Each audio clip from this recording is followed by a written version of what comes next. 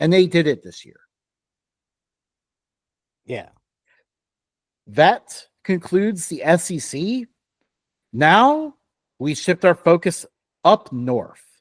We will go to the Big Ten, and we kick this off with the Illinois Fighting Illini. By the way, this is in alphabetical order, and the first team in alphabetical order for the Big Ten is an I. Yeah, I know. Isn't that weird?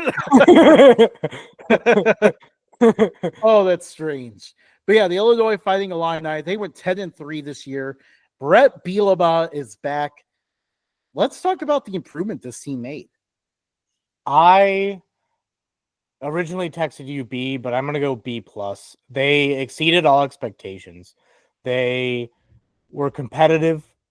They weren't really competitive with the top, like, 3 teams, which in the Big Ten, which the top 3 or 4 teams have always been leagues ahead of everybody else in the conference. But they were the best of the rest.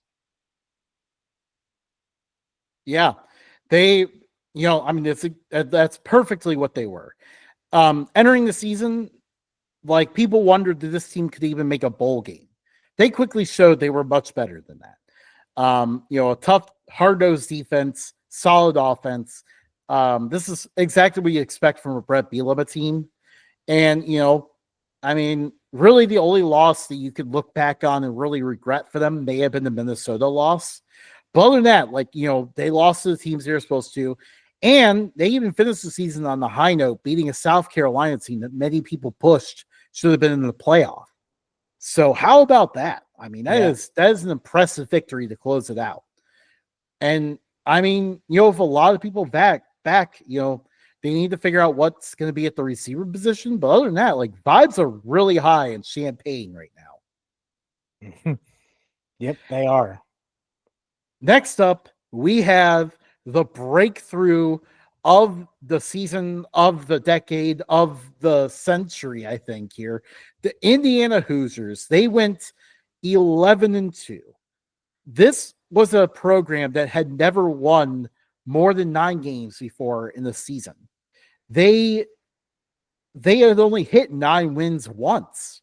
And here they were breaking through with an 11-2 year.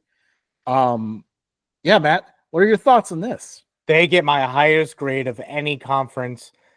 They get 100% A+.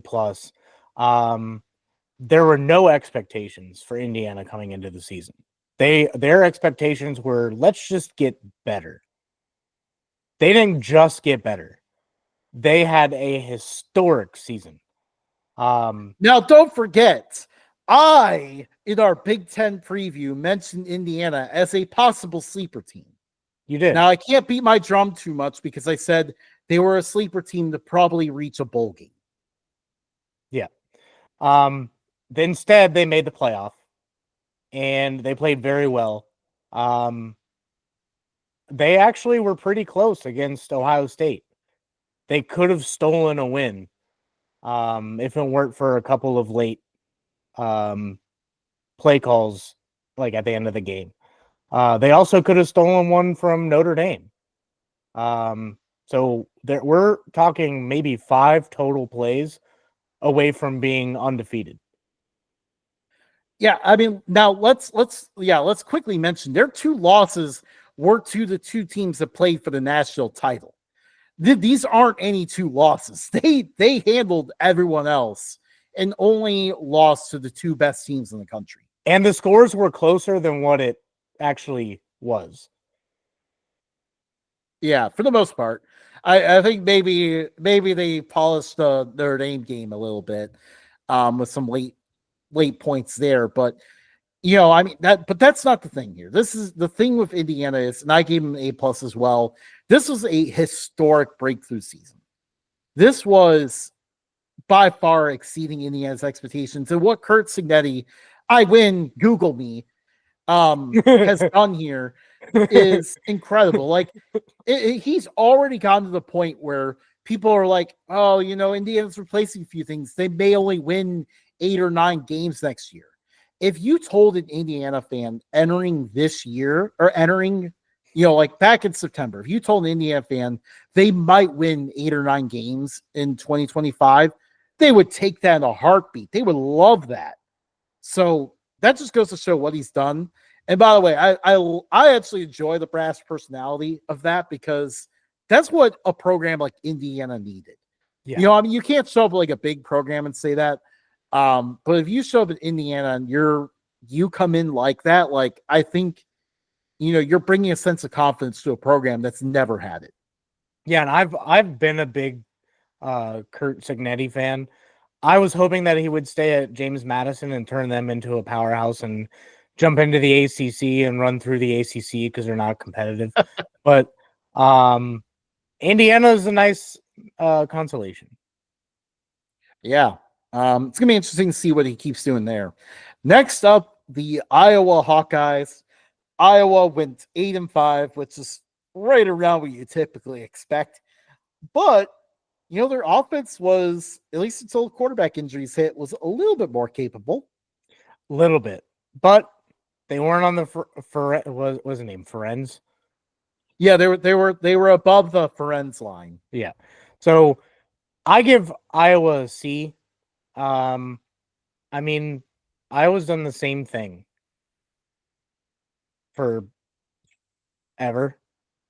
Seems like they have an identity and they have never strayed from it. This was the year it felt like that they finally got a quarterback. They got a hand-me-down Big Ten quarterback that could have improved their team offensively, at least in the past game. And that didn't happen. It didn't seem like much had changed. It doesn't matter who they have under center. The identity's not going to change. That's why I gave him a C. I wanted to see more from the quarterback play in order to give him a higher grade. This team was actually a little bit more weird by Iowa standards. They were very good at home. They at one point in the year they actually became like a murderous wagon at home, but then they hit the road and it was ugly.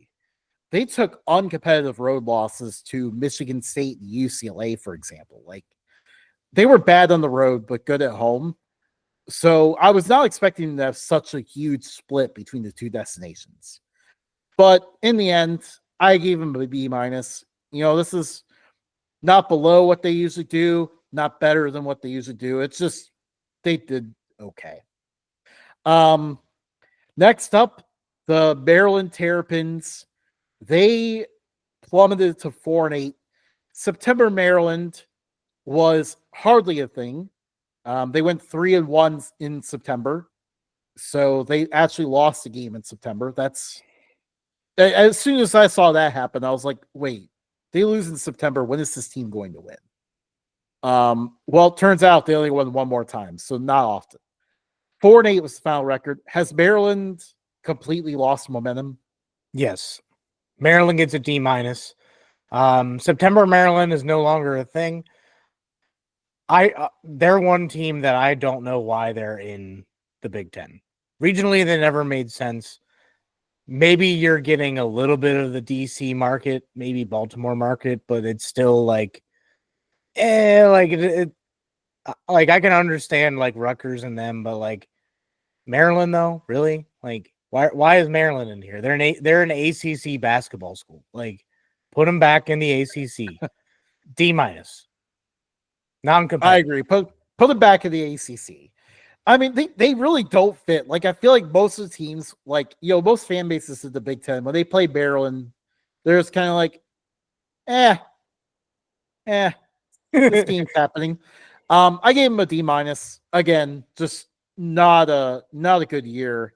And it's definitely looking problematic here for the Terrapins. Next is the Michigan Wolverines. Following a national championship, they dropped to 8-5. So let's look inside Michigan's retooling season. I give Michigan a D, and the reason why I don't give them an F is because they beat Ohio State. This season was an utter failure. You come off the national championship. I know you changed coaches, but it's not like you changed much of the staff. Moore had the team on his side. Everything looked well.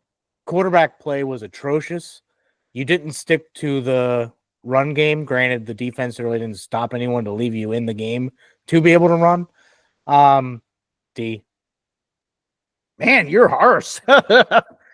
I don't know if I was weighed by how they finished the season or what, but I had them at a B minus. I, you know, they did lose more players than most of college football. I think they were like 130th in returning production. Obviously lost Jim Harbaugh and all that. Obviously their offense could have been better. They could have made a better choice to the offensive coordinator. They fixed that this offseason. But, obviously the offense was very bad. That was inexcusable to have that product on the field. But, they found ways to still win games. They found a way to beat USC, still found a way to beat Ohio State, which is what really weighed the grade much higher for me, because that made their whole season, was that one game.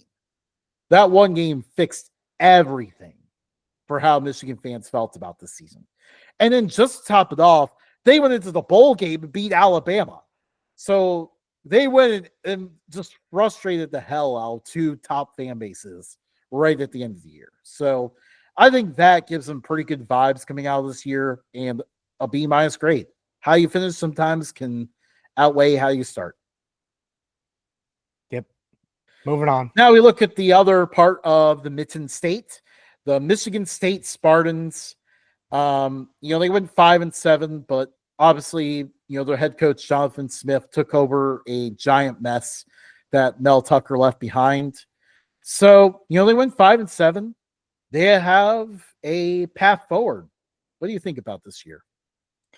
As expected. I gave them a D, just because they weren't that competitive, but they seem like one of those NFL teams that just, they can't get over the hump, so they strip everything down and start over, and that's where they're at right now. They're starting over. They have a decent look ahead. I mean, they got few decent recruits. They got a few good players, but they're in one of the best conferences, so it's going to be a little bit before they become overly competitive. Yeah, I give them a B minus just because, this is their first year. I think the Iowa game is probably their best highlight of the year. I would have probably preferred to see more progression out of their young quarterback, Aiden Childs, as the year went on, but he's still a guy you can build around. So this is a start, but, this offseason will be about, finding ways to get better. Yep. Next is the Minnesota Golden Gophers. They, had yet another routine where they started out the year kind of struggling a little bit. The offense looked bad. It was like, oh man, is this team even going to make a bowl game? Then comes the midseason hot streak, and all of a sudden they're finishing the year 8-5, another bowl win. PJ Fleck continuing to bring solid results to Minnesota. Yeah, I think you can solidly expect 8 or 9 wins every year from Minnesota. I know I texted you C+. I'm going to give them a B minus. The reason why I give them a B minus is because they just can't get out of their own way at the beginning of the year. They need to change something to be able to start the year a little hotter. And you're probably going to drop a game to Ohio State or Oregon or whatever, but you would have to have everything handed to you to have to face the top 4 teams and have to lose all those games. Minnesota seems like a team that is just maybe a couple of portal moves away from being able to start taking down those top teams. And that's what I want to see. I want to see PJ Fleck get this team further. That's why I didn't go higher. That's why they got a B minus. I gave him B. It was solid. Maybe exceeded some of the talent they had, but at the same time, it felt like they stole some games they shouldn't have won, but at the same time, there's some games they lost they probably shouldn't have. the Rutgers loss definitely hurts a lot. The North Carolina loss in the opener was another one that they let slip away. They had a chance to upset Penn State and just got a little too conservative at the end of the game. Those kind of things could have turned a good year into a great year, but it was a good year. They get a B. Next, we get the Nebraska Cornhuskers. They finished 7-6. Finally, after such a long wait, Nebraska finally made a bowl game, and they won it. So finally, that bad streak is over. How do you feel about it? I was a little in my feelings about this grade because I had them pegged as a sleeper team. Year 2, Matt Rule is not as good as year 3, Matt Rule. And you failed to correct me on that until the entire season was over and I sent you my grade. So I will change my grade. I will give them a C instead of a D. I think they made improvements. They did get the bowl win. But year 3, you got to get better. You have to have a stereotypical Matt Rule year 3. Yeah, I think there's just the stench of a lot of struggles that they just needed to spend this year wiping off. And I think they did that. They finally got over the hump, reached the bowl game, and then won it. So this was a good building block. I give them a B- for it. I'm happy for them to hit that building block. And now, I think they're ready to take a next step ahead. The future might finally look bright in Lincoln. Maybe. Next, the Northwestern Wildcats. They entered this season coming off of, a 2024 that had a tumultuous beginning. And they surprisingly... That was a big word, Justin. I don't know. Look at me using big words. Yeah, they had that beginning, but then still managed to surprise everyone with 8 wins.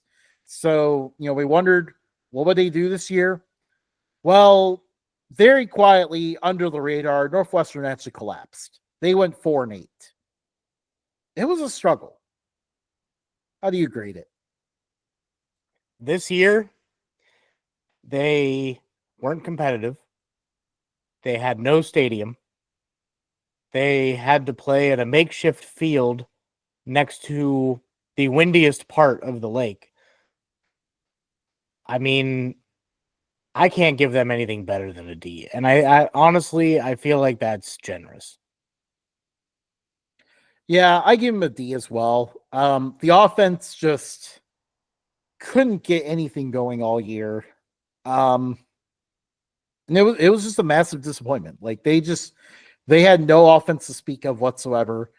And they're gonna have to go into this offseason figuring out how can they get better? How can they at least get their offense to be capable and help their defense out a little bit to try to overachieve again? Because that's kind of, Pat Fitzgerald's gone now, but it seems like we're back in that same routine where they overachieve one year and then collapse the next and then overachieve again. So we'll see if that pattern continues.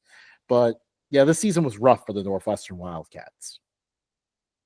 Now we get to our national champions, Ohio State.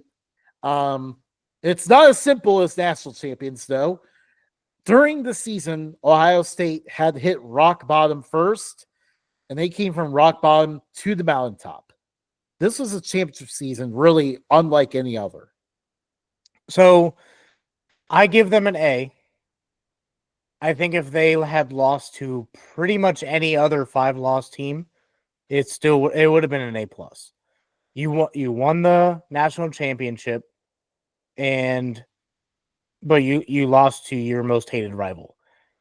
And after that loss, 3/4 of the Ohio State fan base, and about almost all of them were the fringe fans, said that this season is a complete waste no matter what happens after this. is for not because we couldn't beat Michigan. Almost all of them walked it back after they won the national championship. So I want to grade it lower for the sole reason that the fans are super annoying and can't shut the hell up. But you get bragging rights right now, except for to Michigan. Yeah, I gave them an A minus just because of the Michigan loss. Literally, it would have been an A plus if they had just lost to any other team. Just any other team. What if they lost to Purdue? A plus because they still made the playoff and won it. Even Purdue. I mean, come on, Ryan Day. Like, if you know what's good for you, just lose to Iowa or Illinois instead of Michigan once in a while. Focus on Michigan. It's okay to lose to Indiana occasionally if you want to focus on Michigan. But I mean, I think we covered it pretty well there. Yeah, I mean, definitely a wild ride, but I mean, all credit goes to Day and the staff for taking this team from the brink where everything was negative and bad, and then steamrolling some of the best that college football had to offer. Yep. Which, by the way, mentioning that, one of the best that college football had to offer, the Oregon Ducks. This team was the best team in the regular season, undefeated regular season. And then comes the Rose Bowl against Ohio State, where it just went so bad so quickly. Like, it spiraled out of control so fast to 34-0. And that was it. Just like that, the season was over. But the Ducks went 13-1. I give them an A for the regular season. I would have given them an A plus had they even just been competitive against Ohio State in that Rose Bowl game. You can't be the best team and then just get absolutely annihilated in the playoff. Like, I know every team fell flat that had the bye, but I don't know. Oregon had a hell of a season leading up to that, and then the difference between A and an A plus to me is that playoff. Yeah, I give them an A as well. I mean, again, this was the best team in the regular season. They are one of only two teams that can say they beat the national champs at any point. And, I mean, they got dealt a tough hand coming off that bye and having to play a very angry team that turned out to be the best team in college football. That was a tough hand. And there may never be a number one seed that faces that again.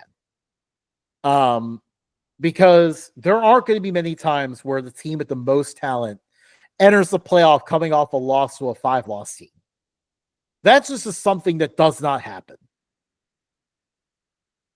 So like, we're not going to have a situation where an 8 seed is such a wagon ever. Oregon was just a team that had the misfortune of going against that. So I didn't want to punish them too hard for it. Again, only one loss. No one else can really say they lost only one game.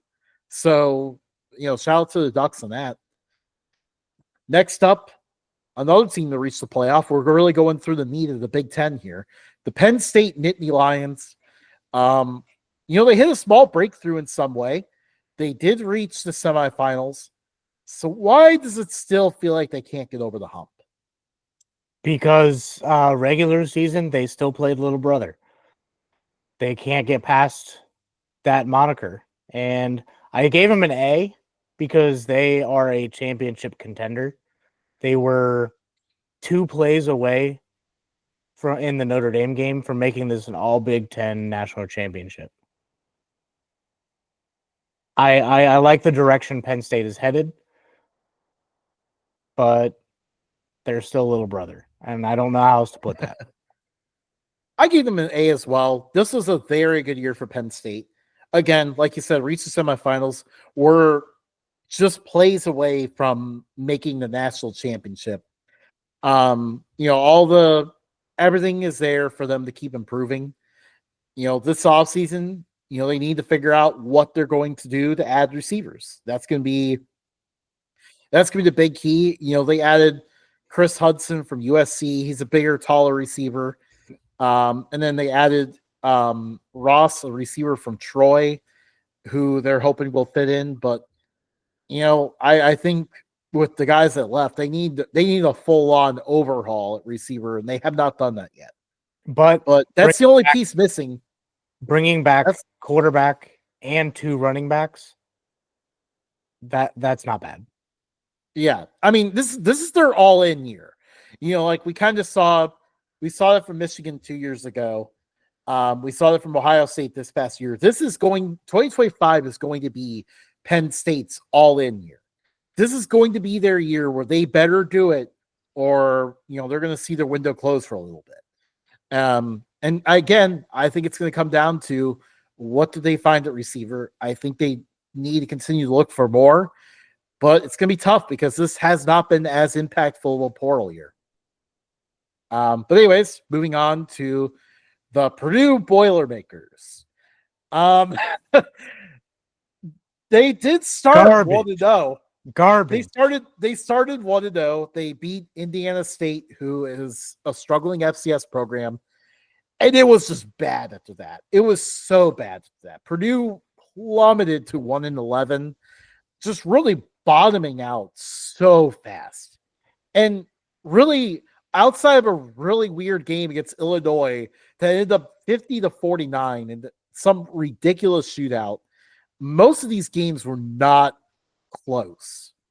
I haven't looked much past SEC, Big Ten, and Independent, but so far, based on those 2 conferences and 3 teams, they get my worst grade. They get a true F-.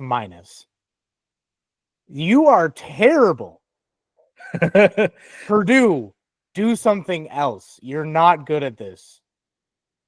We did not even tell each other that we were gonna even allow F- as a grade, and we both gave them an F-. This year was so bad. Well, Purdue's going to try to do something different. Barry Odom's coming in from UNLV, and we'll see what he can make of this. But the less we talk about 2024, the better for Purdue. Next, the Rutgers Scarlet Knights. People looked at them entering the year and they're like, hey, this schedule's kind of favorable. Maybe they're a little bit of a sleeper in the Big Ten. They kind of did the typical Rutgers record of 7-6. So I think the question is, has Rutgers hit their ceiling in the Big Ten? I think so. I mean, they got handed an easy schedule, and they still finished mid-pack.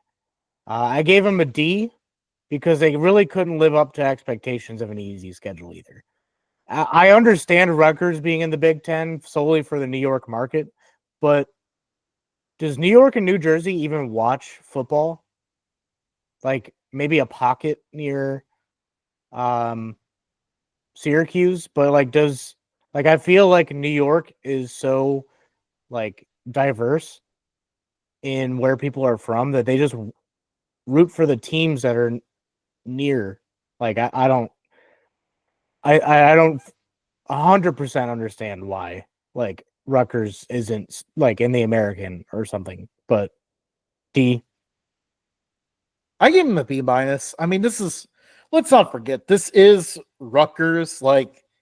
They have more disadvantages than most anyone else in the Big Ten. They really don't make a whole lot of sense here. You kind of look at this and you're just like, what are you doing here? But Greg Schiano knows this program, and he's helping them punch above their weight a little bit. I know we looked at the easy schedule and thought they would do better, but I would say about anytime they're winning, they are punching above their weight. So, it was decent. 7-6 is fine. It's just fine. I gave him a B-.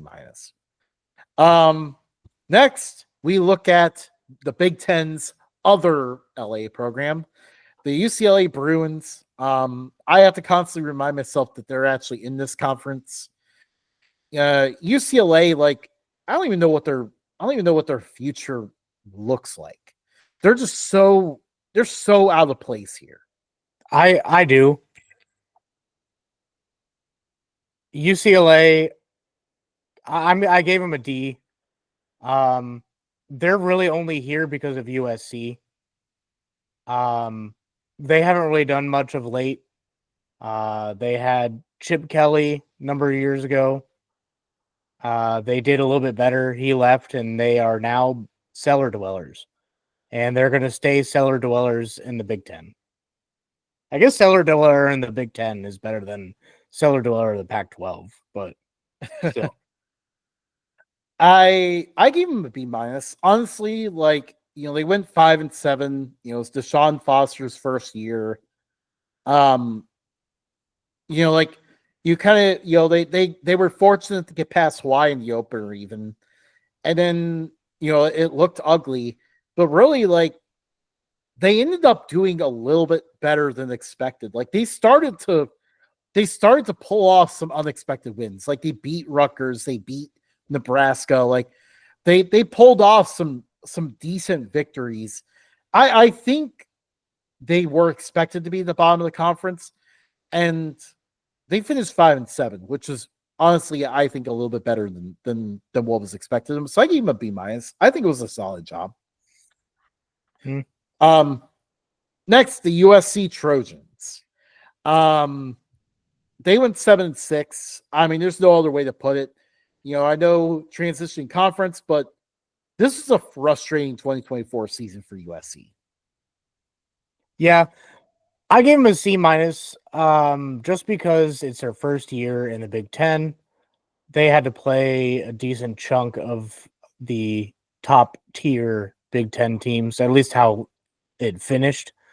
But their expectations were rather high. I mean, USC is a storied program. They're on their way back. They had Caleb Williams. They have depth at quarterback position, so much so that they just started transferring out and going to a bunch of different schools. And this year, they just couldn't live up to expectations. And I can't penalize them too much for being in a new conference with the travel that they had to do. But that's, yeah, I couldn't really give better than a C minus either.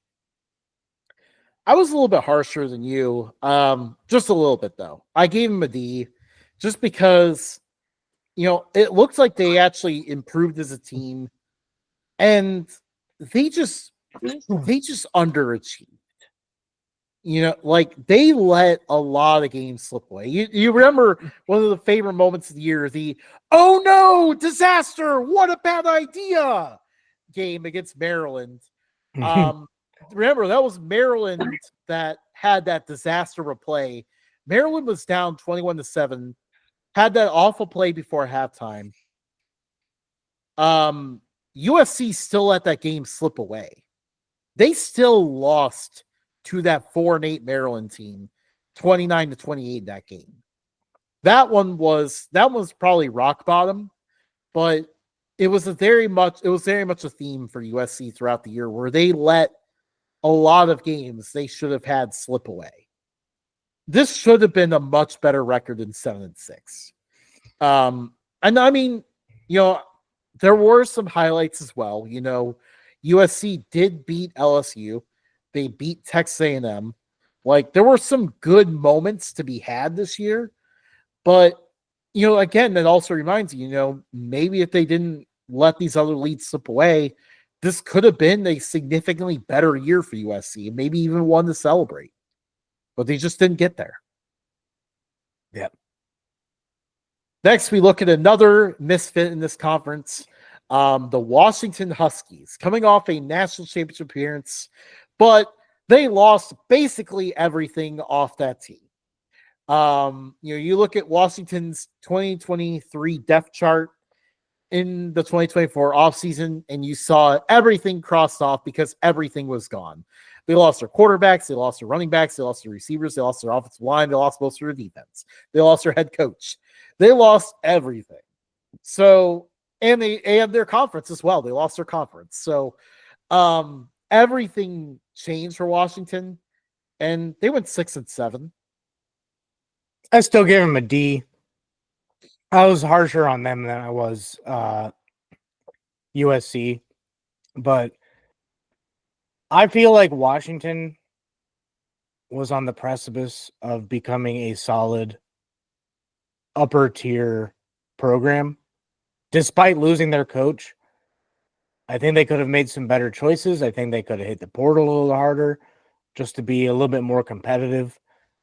I don't know. They didn't really show me a whole lot. I think they got lucky in a couple of games. I gave them a C plus. I think they did fine with what they were dealing with. This is just a lot of turnover. And as a result, I did not have much expectations for this year. And they did fine. 6-7 is okay. Now, the wildest thing about this team, they went 6-0 at home, 0-7 on the road in neutral sites. What a wild split that was. I think some of the big keys this offseason is just kind of retooling what they do in the red zone, because this is a team that often racked up yards on offense, but didn't quite have the points to show for it. They would do all that work and just not get the payoff. So, finding ways to get that is going to help. I think Williams showed in the Sun Bowl that he is the future quarterback. So that's at least an exciting piece to build around. I think Jed Fish is going to get this thing going here soon. But we wrap up, at least going team by team in the Big Ten, with the Wisconsin Badgers. They went 5-7. Their offense wasn't able to run the ball as well. It struggled overall. Their defense was not as good as we're used to seeing. Their special teams were even bad. Like, Wisconsin just completely lost their identity. Year 2 with Luke Fickell. F. I don't think that they had much of a chance with their schedule to begin with. But at the same time, like, you bring in a head coach that was one season removed from making the college football playoff with the G5 team. He left for more money. That's really all it was. I mean, he had UC in a really good position. They were moving conferences to the Big 12, and then he jumped ship for $5 more million instead of trying to negotiate with UC. And then he wasn't competitive last year, and he's not competitive this year. You're a defensive-minded coach and can't have at least a solid-ish defense. F. I gave him a D-. I mean, it was mostly the same thing. Like, everything has fallen off here. Obviously they wanted to do the Dairy Raid offense, which, on the surface it felt like it would work. Still focus on what normally is a strong run game. Big offensive linemen, good running backs, and just modernize it to have a passing game to complement it. That was the goal with that, and it just did not pay off. Like, the run game regressed a bit, and they still couldn't throw the ball. They couldn't get anywhere close to throwing the ball at all capably. So like they're in the tough spot here. They're in a very tough spot, and I don't know how exactly they're going to go about finding their way back, because they're really 2025 does not position them to get it back either. Let's just go through this real quick. In 2025, they are going to play. They play Miami, Ohio to open the season. It's not a gimme game. They play Mid-Ten State. That one should be a little easier. Then they play at Alabama. They open Big Ten play with Maryland, which that's fine. But then they play at Michigan, Iowa, versus Ohio State, at Oregon, Washington, at Indiana, Illinois, at Minnesota. That is brutal. These are teams that are like that. They're ending with 8 teams on the road that are probably going to finish towards the top of the Big Ten. So that kind of leads me now. We actually got a couple questions for the Big Ten from our friends inside the pylon. Be sure to check them out, on Twitter and YouTube and everything else. They do a lot of Big Ten talk. Definitely be sure to check them out. They asked us a couple questions here. First question is, what coaches do you see on the hot seat for 2025? Luke Fickell. Now, see, that was my first thought, but off the presses, breaking news today, Luke Fickell signed an extension through 2032. That doesn't mean that they'll honor it. That just means they will pay him longer and not be on the team. I know, but like in this era where you're about to have to pay players directly, you can't just be throwing money around with this. This is telling me that Wisconsin trusts him to figure this out. And they know that answer may not come in 2025, especially with that schedule. Another hot seat coach for me is going to be Mike Locksley at Maryland. Yep. The results were only okay beforehand. Obviously it was most of his good results were, obviously by the jokes we've been making. September was when he was winning, but then they can never stick the landing on those early starts. They've never reached the top 25 under his watch either. And now, at this 4-8 year, like he's under a lot of pressure this year to figure that out, to get even back to a winning record again. Yep. And then I think we have to at least ask the question. And, I don't like asking this question because, we know people that have worked with him before, but the question is Lincoln Riley on the hot seat? Yeah. I don't think it's as hot as some would. I think it's like that hot seat where it may get talked about later in the season, but nothing will end up happening this year. This next year. I think so. Like, I think there's pressure to win there. Obviously, he has high expectations for himself. Can we say orange seat on this one? Like it's heating up, but it's not really. It's a little warm. It's backwater warm. Yeah. Like, obviously he doesn't like, losing like this. We know he has a track record, which gives him a longer leash. And also at the same time, he has a massive contract, massive buyout, which is going to be tough to afford in this new era. So, I think we don't have to worry too much about him. And, I think generally, we tend to see more patience out of Big Ten programs than we do SEC programs. So, that will be a factor as well. Yeah. And then our next question is QB newcomer that we're most excited about for 2025. Now, I think, sometimes there's some of the more obvious ones. People are wondering how freshman Bryce Underwood's going to look for Michigan and stuff. But as someone that loves FCS football as me, my first answer, I want to see what Mark Gronowski does at Iowa. Obviously he has been incredible at South Dakota State, won 2 national titles, made the semifinals another year, has just been such an excellent quarterback. I'm excited to see what he's going to do in the Big Ten. At the very least, he gives Iowa a very capable quarterback. How he succeeds will depend on what they have around him, but this is the best quarterback that Iowa's had in a long time. These questions were not submitted to me prior to this show, so I'm going in blind, but there's 2 programs that I'm looking forward to seeing what they do at quarterback. Ohio State, do they go with Aaron Noland? Do they hit the portal, or do they have somebody else that they throw in there?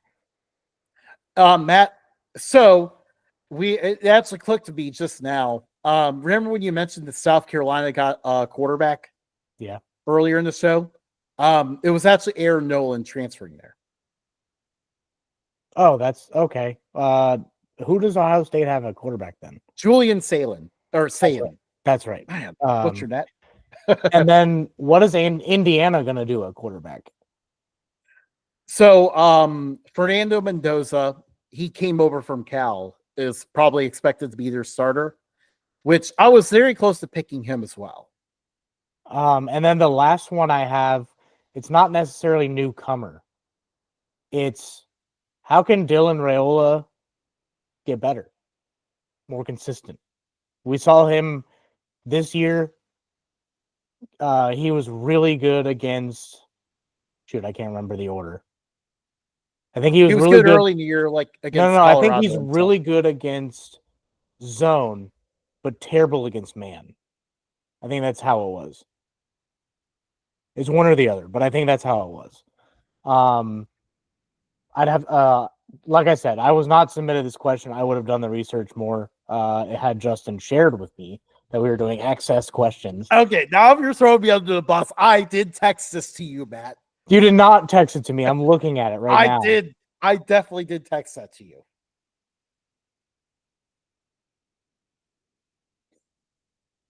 I don't see it. I don't see it. We can argue off air. Okay, I guess. There it is. I was doing off air business stuff when you texted me that. All right. So and it got lost in the shuffle of Illinois. So that is it. Like, subscribe, give us some love, watch our videos. We're trying to make a living out of this eventually. Follow us on X, Threads, Facebook, Instagram, TikTok. We're going to be posting a lot more on each of those. So give us a follow. We love conversation, so help us keep the conversation going. We'll see you guys next time. See you later.